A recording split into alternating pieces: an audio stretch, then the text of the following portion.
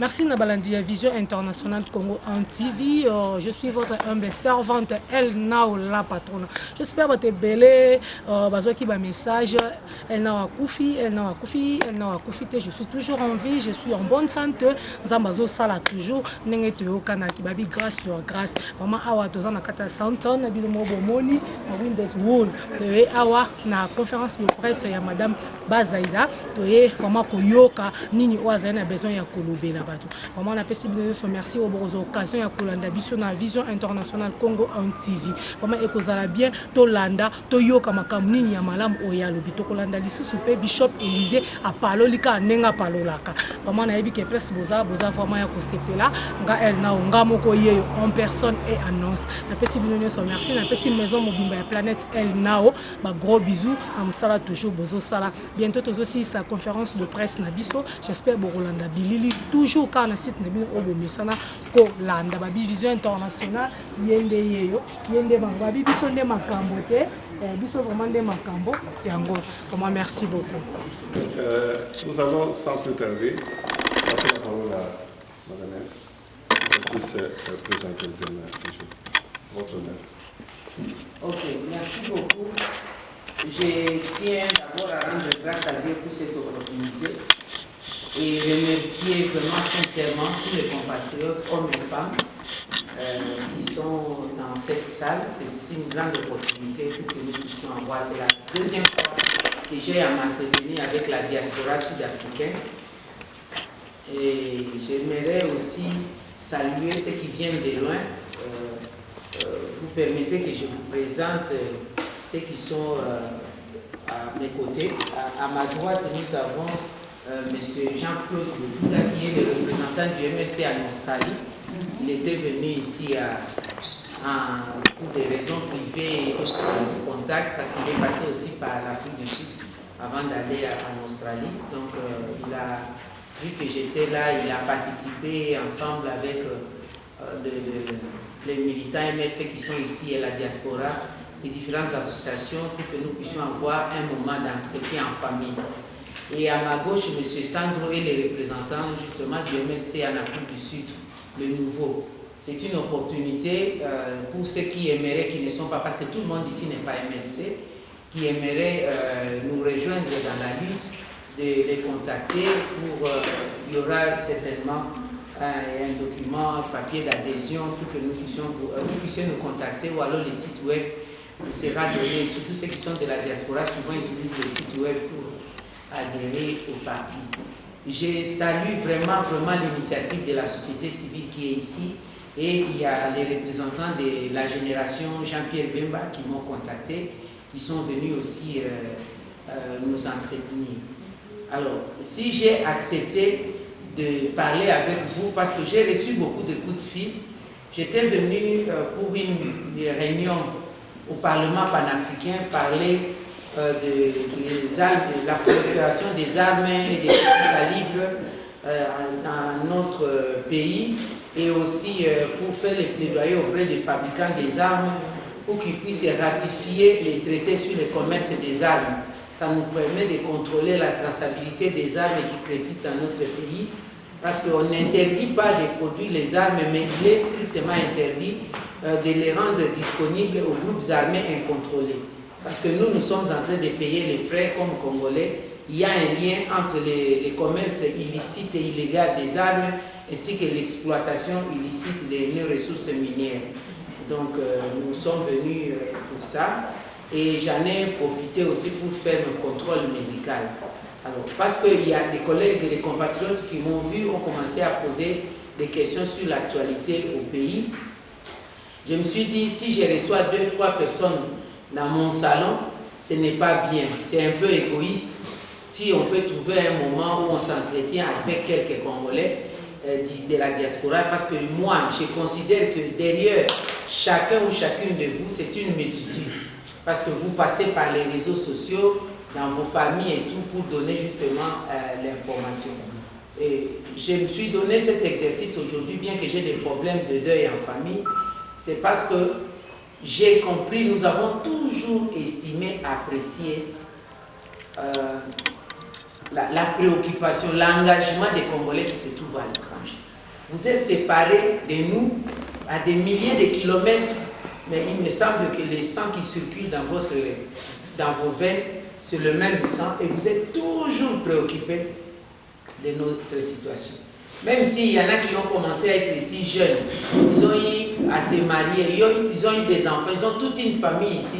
Normalement, vous pouvez vous en foutre de ce qui se passe au pays, mais vous êtes toujours préoccupés par ce qui se passe au pays. Donc là, ça nous donne une obligation patriotique. À chaque fois nous venons, nous puissions nous rendre disponibles à des questions. Je vais faire un résumé. Un résumé de la situation, je vais parler de l'état de la nation, le premier point que j'avais prévu. Et après l'état de la nation, je vais essayer de parler des solutions. Vu cette situation, quelle peut être la solution? Je vais aussi effleurer la situation de l'opposition, parce que je suis de l'opposition, les partis politiques, vous nous reprochez de beaucoup de choses. Je vais effleurer un peu ça et vous écouter. Et enfin, je pourrais aussi parler de l'importance de la diaspora, sans oublier l'action de l'Église actuellement. Je ferai un effort vraiment de résumer, de sorte à vous laisser le temps de poser des questions. Je sais qu'il y a des gens qui viennent de Cape Town qui doivent rentrer aujourd'hui même. Par début, sur où il y a le programme des horaires.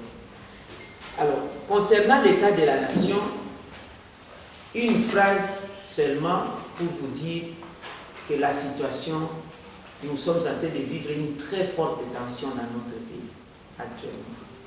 Une très très forte tension. Et cette très forte tension est caractérisée par plusieurs choses.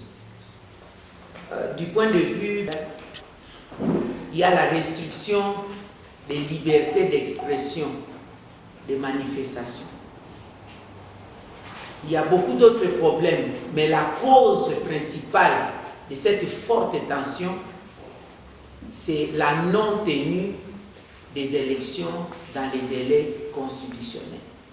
Pas seulement la non-tenue des élections, mais dans les délais constitutionnels.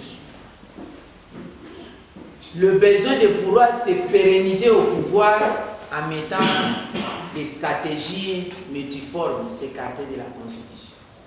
Alors, maintenant, quand la population veut s'exprimer contre ça, il y a cette restriction, il y a la stratégie de bâillonner la population. Du point de vue sécuritaire, manque de respect des droits humains, il y a des arrestations arbitraires, des détentions illégales. Donc il y a des gens qui sont détenus en prison pour rien, sans dossier. Il y a le dédoublement des partis politiques pour les empêcher de devoir parler, la répression des manifestations de manière disproportionnée, parce que si une manifestation est interdite, on peut la réprimer, mais avec des moyens proportionnels à la manifestation.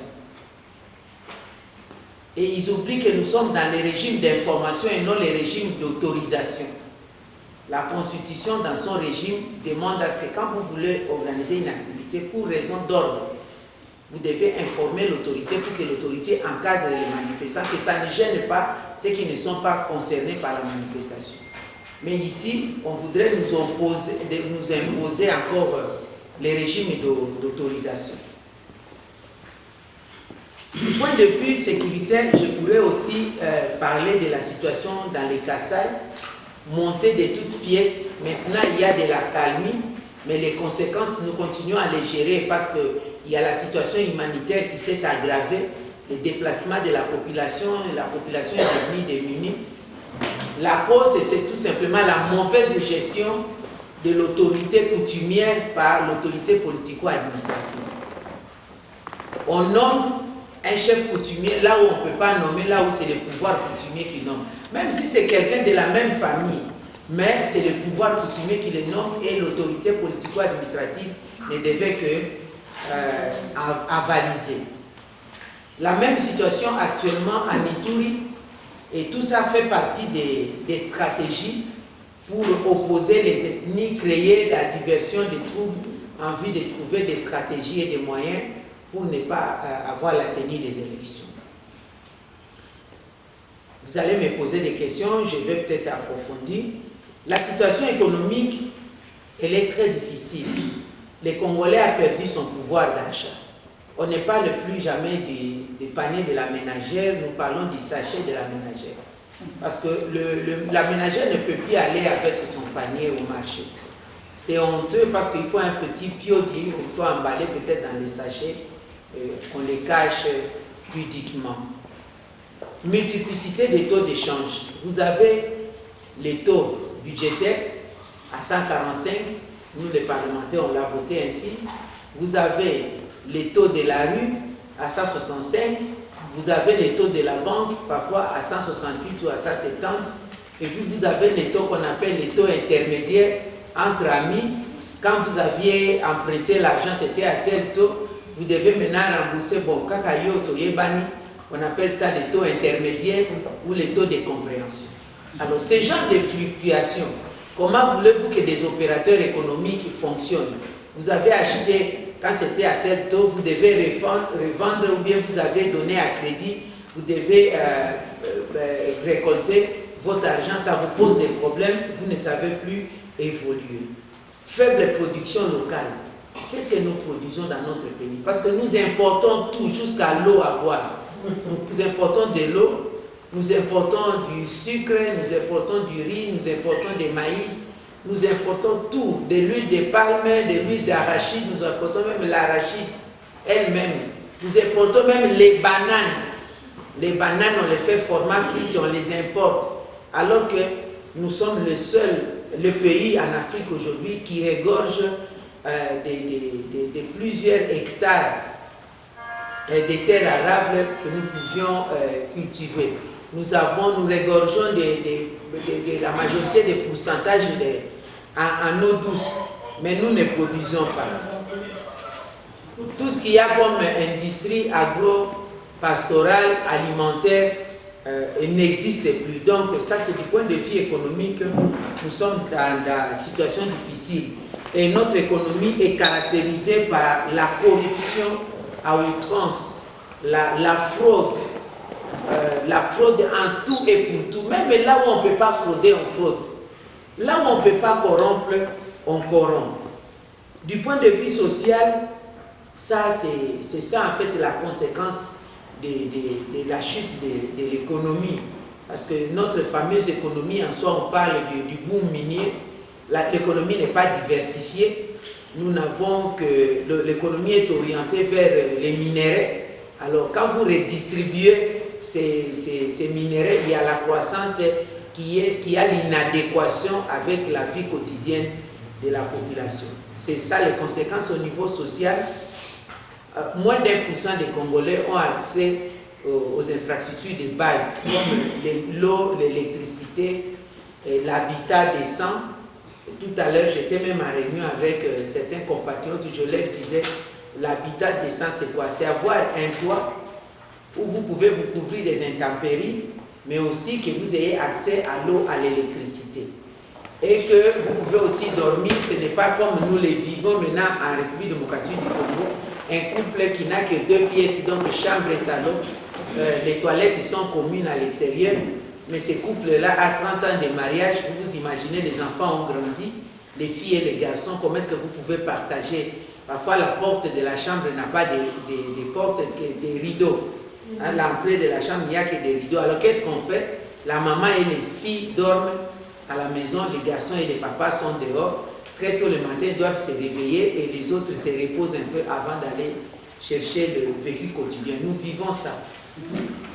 Détrompez-vous des maisons que vous voyez sur Facebook et tout ça. Nous sommes à 80 millions d'habitants.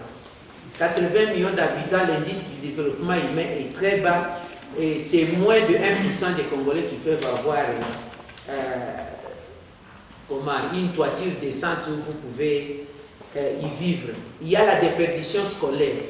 La déperdition scolaire, pourquoi? Parce que j'ai toujours blagué pour dire que toutes les industries sont tombées en faillite. La seule industrie qui fonctionne à temps plein, à plein régime d'ailleurs en République démocratique du Congo, c'est celle qui fabrique les enfants.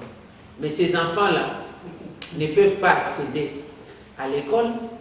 On ne peut pas aller ne peuvent pas accéder aux soins de santé, la prise en charge scolaire devient de plus en plus difficile, de plus en plus compliquée. Alors, il y a la déperdition scolaire, il y a plus des enfants dans la rue pour faire des activités informelles, des cireurs, des vendeurs à la sauvette et tout, alors que ces enfants-là sont appelés à diriger les pays demain. Il y a un problème des routes, des dessertes agricoles. Nous avons beaucoup de problèmes sociaux et même du point de vue culturel, comme je vous ai dit, il y a beaucoup de gens. Je voudrais d'abord revenir à l'habitat des bidonvilles, hein, des gens qui créent des maisons, des sauvettes. Si c'est avec des triplex, on les appelle des pépélés. Si c'est avec des tôles, on les appelle des 555, comme les casseroles, les 555. Et puis l'impayement de la population, soit on est payé, mais de manière modique. Vous les connaissez tous, les fonctionnaires appellent leur salaire le SIDA, salaire insignifiant difficilement acquis. Soit on n'est pas du tout payé, il y a beaucoup d'arriérés. Donc c'est une vie difficile. Une vie très difficile du point de vue culturel, la dépravation de mœurs, la délinquance juvénile, la criminalité qui a augmenté. Les Koulouna, on ne pouvait pas en parler. Les Koulouna, maintenant, l'âge varie entre 15, 16, 17 et 25 ans. Quand on vous montre ces Koulouna-là à Molière TV, on se dit, mais ces enfants ici, mais ces enfants-là deviennent de plus en plus dangereux, justement parce que, et ils souffrent. Ils voient les autres dans l'opulence. Alors, ils se préparent à aller se servir dans des manières qui ne sont pas permises par les normes. Et dans la culture, nous avons beaucoup perdu dans notre culture, à part le sport qui essaye de nous valoriser. Vous suivez la musique, oui, mais les contenus deviennent de plus en plus impudiques et creux, à telle enseigne que vous ne pouvez plus suivre en famille, et même les danses obscènes, etc. La lecture n'est même plus promue dans les écoles et tout. Alors, la solution dans tout ça, ce sont des problèmes sociaux qui préoccupent. Moi, je ne dis pas que les Congos vivent absolument comme les Sud-Africains. Les Congolais vivent absolument comme, je ne sais pas, des Français, des Américains et tout. Non, nous parlons du minimum. Le minimum de bien-être social n'est pas vécu en République démocratique du Congo. On dit juste le minimum, 50%. Je le disais aussi, chaque fois je l'ai dit, à qui veut m'entendre, que quand vous réussissez à l'examen d'État à 50%, vous vous réjouissez, personne ne vient dire que vous avez échoué à 50%. On dit tout simplement que vous avez réussi à 50%.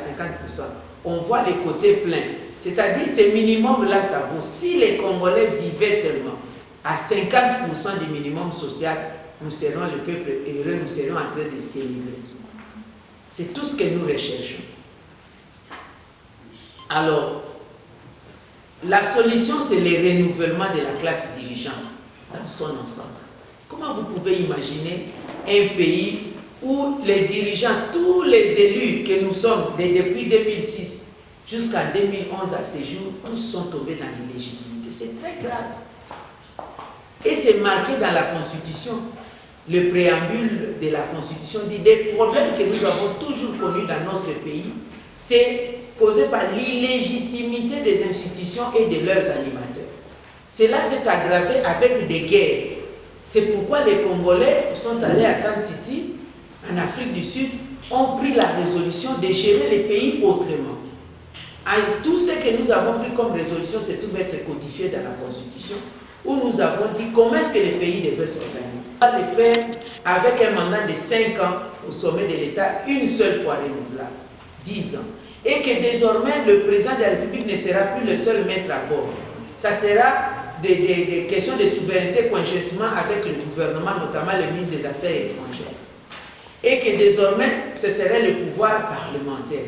C'est le premier, enfin la majorité parlementaire qui pourra présenter un premier ministre, parce qu'on sait que la majorité parlementaire, les élus, sont redevables à la population directement. Parmi eux, ils proposent qui peut suivre les désidératas de la population là où ils sont allés battre campagne. Maintenant, Kabila vient nous bouleverser tout. Il a juré, il a prêté serment devant Dieu et la nation de respecter et de faire observer cette constitution. Mais il ne le fait pas. Il ne le fait pas. C'est pourquoi la population devra s'élever devra s'élever conformément à l'article 64. L'article 64, c'est un article où la population a donné le pouvoir à toutes les institutions, le pouvoir par délégation, mais comme souverain primaire, c'est garder aussi son pouvoir. Un peu comme les musiciens chantent que Dieu a donné tous les pouvoirs à son fils, mais il a laissé une partie où lui-même peut gérer. C'est l'article 64, où tout Congolais a le devoir de faire échec à un individu ou groupe d'individus qui prend le pouvoir par la force ou l'exerce en violation de la Constitution. Kabila n'a peut-être pas pris le pouvoir par la force en 2011 dernièrement, mais il est en train de l'exercer maintenant en violation de la Constitution. Même le deuxième alinéa est de mise. Le renversement des pouvoirs constitutionnellement établi, donc l'insurrection, c'est une infraction contre la nation, justement parce qu'il a renversé les pouvoirs constitutionnellement établis. Maintenant, il est venu avec son pouvoir à lui, avec un groupe d'individus. C'est par là que nous disons l'action de l'Église, l'action des partis politiques a son pesant d'or, vaut son pesant d'or. Les tout Congolais dont il est question, ce n'est pas, on ne demande pas tout parti politique, tout Congolais pris individuellement. Parce que là, c'est la responsabilité de chacun de nous qui est engagé partout où la personne se trouve. Donc, il faut absolument le renouvellement de la classe politique. Alors, ces renouvellements-là se passent par quelle voie? Nous avons pris l'engagement de le faire, le renouvellement de manière pacifique en passant par les élections. Si vous me posez des questions à ce sujet, je vais donner, je voudrais d'abord aller dans d'autres points de résumé. Je veux parler de l'unité d'action de l'opposition, parce que c'est le rôle en fait des politiques aussi de conquérir le pouvoir de manière démocratique en sensibilisant la population. Nous avons écouté le langage de la population. Soyez unis, soyez unis, nous sommes conscients. Je vous dis, nous les politiciens, maintenant, là, dans cet environnement actuel, si nous ne prenons plus l'unité, c'est que nous ne comprenons pas ce que nous voulons. La population a déjà joué son rôle, a fait sa part. En 2006, la population avait dit clairement que nous décidons de l'alternance, on ne veut plus de ces régimes. Kabila avait pris le pouvoir, il est venu de la manière dont l'on sait, où il ne pouvait pas, parce qu'à la disparition des musées, c'est Mme Philomène Omatougou qui devait assumer l'intérim de la présidence. C'est ce que disait la loi à cette époque. Mais il est tombé du néant comme coordonnateur de l'action du gouvernement.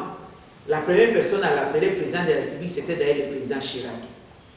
Et puis après, il a poursuivi. Il y a eu ceux qui ont récusé, ils ont pris les armes à gauche, à droite pour récuser certaines choses. Nous sommes allés aux négociations. En 2006, on devait aller aux élections pendant la période de transition. Donc la population était là, a vu Kabila de 2001 à 2006. 5 ans. Avec sa puissance publique, avec son argent, avec tous ces systèmes. Mais en allant au vote, au premier tour, il n'avait obtenu en tout et pour tout à l'arrondi que 44%. Après des bourrages des urnes. C'est-à-dire 56% des Congolais avaient déjà vu clair. Ils ont dit non, nous voulons une autre personne. Malheureusement, à ce moment, l'opposition n'était pas unie. Le président Tshisekedi, paix à son âme, n'avait pas postulé. Des voix étaient éparpillées. Un groupe a voté pour Bemba, un autre groupe Gizenga, les Kachala, XY. Il y avait une trentaine de candidatures. Les voix éparpillées. C'était des gâchis, une perte totale parce qu'on aurait pu redresser la chose depuis 2006. Tout simplement parce qu'il n'y avait pas d'unité. Même celui, dans le groupe de 56% des Congolais, celui qui était qualifié comme Jean-Pierre Bemba, ceux-là même qui étaient dans l'opposition au premier tour ont basculé, sont allés dans la majorité. Kizenga, Nzanga et les autres. Donc, c'est la responsabilité à nous, politiciens, acteurs politiques, je peux dire. En 2011, c'est la même chose. Vous savez bien qu'il y a eu tricherie, on a changé la constitution, il n'y a qu'un seul tour. Regroupez-vous, frappez une fois pour toutes des tergiversations. Malgré le bourrage des urnes, malgré la tricherie, malgré les propres calculs acceptés par Kabila et son groupe, eux-mêmes ils se sont dit, ah, en tout cas on n'a rien eu de spécial, mettons le fisc. Ils ont accepté de lui mettre 48%. C'est ce qui était publié, n'est-ce pas? Il a été élu à 48%. Vous tous ici, vous êtes parents, un enfant qui vous amène des bulletins de 48%. Ça signifie quoi? Il a échoué. Alors, donc, c'est-à-dire, en politique, 52% des Congolais, c'est d'ailleurs la logique, n'ont jamais été d'accord avec lui. Depuis 2011, Kabila continue à diriger par défi. 52% des Congolais. Imaginez-vous, une seule minute, si en 2011, il y avait l'unicité de l'opposition, donc les 52% là allaient se retrouver autour d'une personne, parfois même plus. Parce que nous sommes conscients, nous savons comment la Fondation Carter avait dénoncé le processus électoral. Alors, donc, l'unité de l'opposition aujourd'hui, c'est une obligation, c'est un devoir. Mais cette unité-là ne peut pas se faire n'importe comment. Cette unité-là devait se faire de manière tout à fait stratégique. C'est pourquoi nous, au sein du MLC, au sein du Front, nous considérons que tous ceux qui se déclarent candidats aujourd'hui doivent normalement se sentir candidats à la candidature. Et que bientôt, tous ceux qui se sentent dans un macasse, j'ai les compétences, ou j'ai l'argent, ou j'ai les gens, doivent venir et nous les sélectionnons, ils doivent s'asseoir et parmi eux, on organise un mécanisme pour dire parmi eux qui peut être capable de porter nos aspirations. Ce n'est pas d'office quelqu'un doit s'imposer pour dire tous venez vers moi, non. Ce n'est pas d'office. Parce que seules les compétences ne suffisent pas, seul l'argent ne suffit pas, seul avoir aussi la masse des gens ne suffit pas. Il y a beaucoup d'ingrédients qui doivent entrer. Il faut se soutenir. Et l'action de l'unité d'action ne peut pas se faire seulement au niveau de la présidence, à tous les niveaux. Parce que ce président-là doit avoir une majorité parlementaire qui va lui produire un premier ministre avec un gouvernement. Donc il faut aussi réfléchir avec le système de seuil actuel. Vous me poserez des questions à ce sujet. Je répondrai comment faire en sorte d'avoir une forte majorité au niveau du Parlement et au niveau provincial, parce que nous sommes dans l'approche décentralisée. Mais tous les problèmes, c'est que l'opposition politique dont moi-même je fais partie est caractérisée par la versatilité. Corruptible, changement de position à tout moment, c'est difficile. Faible leadership. Certains n'ont même pas de base, mais tout simplement parce qu'ils multiplient beaucoup de décibels. Ils ont la possibilité de passer dans les médias, hein? Donc l'action est orientée, d'autres, la plupart de l'action est orientée vers l'international. Le pouvoir, c'est au Congo. C'est au Congo qu'on vote. C'est pas à Paris, c'est pas à Bruxelles, c'est pas à Londres et tout. Mais à Paris, à Bruxelles, à Londres, en Afrique du Sud, à Washington et tout, nous cherchons l'appui de nos compatriotes. Là, je suis d'accord. Sinon, nous serons toujours dans le perpétuel recommencement. Je reconnais aussi la communauté internationale, son rôle, son poids. Mais il faut y aller tête haute en essayant de le rassurer que ne vous en faites pas. Nous, les Congolais, là, nous ne mangeons pas de l'or, des diamants, des coltans. Nous voulons les hôpitaux, les routes et tout ça. Vous voulez ça, ok. Rassurez-vous que ces régimes partent, les hommes passent, les institutions restent. Vos intérêts seront privilégiés, même par nous. Nous allons nous occuper de vos intérêts et des intérêts des Congolais. Question de les rassurer. Mais pas question de dire, bon, ça, la biso, bon, toute la biso, bon, la biso, bon, la biso, non. Ou bien chercher une chaise fabriquée, faites-moi asseoir. Non. En tout cas, cette logique ne sera pas bien. Il y a aussi un problème de la coordination d'action et nous avons au sein de l'opposition le problème des conflits de leadership inutiles. Inutilement, on fait des conflits de leadership alors qu'on n'a pas les droits. Donc, nous devons faire un effort. Nous sommes en train de nous étudier, même au sein du MLC, vous voyez des tractations. Nous avons parlé avec Caméré, il y en a qui veulent, d'autres, la population refuse, les militants refusent. Nous avons dernièrement ici eu une réunion, on a signé l'accord avec personne. On a eu une réunion avec le Palou. Nous connaissons la position du Palou qui a été avec le gouvernement, le régime Kabila, nous connaissons sa position. Nous avons eu des réunions avec les groupes de G7, nous avons eu des réunions, des contacts avec l'UDPS. Chacun se méfie, il y a des méfiances, mais nous faisons un effort. Si je n'y vais pas personnellement, j'envoie les délégués pour aller les voir, au moins qu'il y ait l'ouverture, avec le même discours que je vous dis, ne commettons plus les bêtises de 2006 et de 2011. Sinon, nous allons nous apprendre à nous-mêmes. Alors, je voudrais parler de l'action de l'Église. S'il vous plaît, j'aimerais que nous soutenions l'action des laïcs catholiques, de l'Église. Il y a les protestants qui ont parlé, il y a le représentant des musulmans qui a parlé. Pourquoi je dis ça? Ce n'est pas que nous, l'opposition, nous sommes faibles. Non, nous ne sommes pas faibles. Mais dans les combats, il y a toujours ça. Il y a parfois, même dans nos bras ici, tu travailles avec la main droite, bien qu'elle est supposée être forte. Il y a des moments où elle prend un peu de répit. Là, toujours la même chose. Tu n'es pas gaucher, mais tu utilises la main gauche. N'est-ce pas? Même les joueurs sur terrain, il n'est pas gaucher, mais l'anglais, pour marquer, lui demande de tirer par le pied gauche. Il fait un effort, il tire par le pied gauche, alors qu'il n'est pas gaucher.